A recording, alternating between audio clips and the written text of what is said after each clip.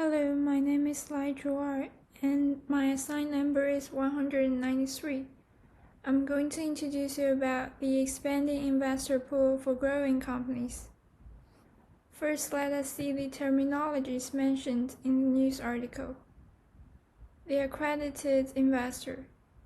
The concept of accredited investor was originated from the U.S. Securities Act of 1933. The SEC, which stands for Securities and Exchange Commission, is responsible for the designation of accredited investors.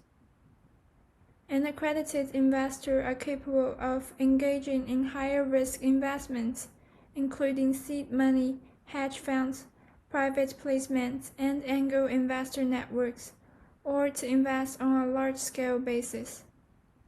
Normally, accredited investors are wealth individuals and such organizations as banks, insurance companies, large charities, and some retirement plans, endowments, and corporations.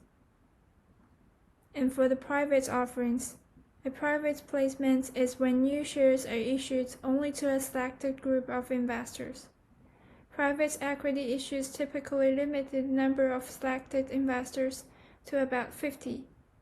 In some countries or regions, an offering is considered a public offering rather than a private one if the number of investors invited exceeds the number required by local trade regulations. And last is high net worth individual. High net worth individual in financial services mainly refers to an individual or household with more than a certain amount of liquid assets.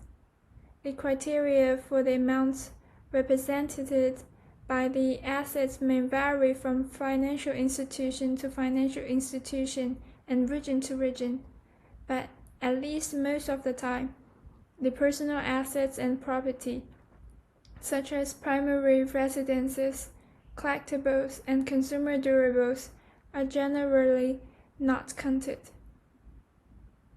And second, let us see what exactly happened last week. At this annual Small Business Forum, the Securities and Exchange Commission asked participants of what had been the biggest impact on fundraising, and based on the feedback, the SEC has decided to expand the definition of accredited investors. Speaking of its reason, it is because the strict and narrow definition of accredited investor prevented many individual investors who do not meet certain income or net asset testing criteria from being able to pursue private equity offerings, and resulted in the difficulties of startups in regions with fewer high net worth individuals to find potential investors. Therefore, the SEC made its decision to expand the investor pool for growing companies. After all, there are several potential impacts of this event. First is that after changing its definition, we can see that wealth is no longer the only criterion for an investor to qualify for private offerings.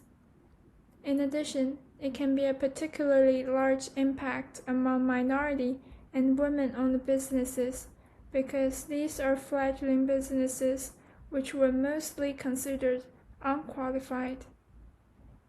And also, it is a huge benefit for the development of new enterprises and small businesses because there are more opportunities for both investors and enterprises. To my opinion, small and medium-sized enterprises can play a unique role in satisfying consumers' more or specific needs for certain products.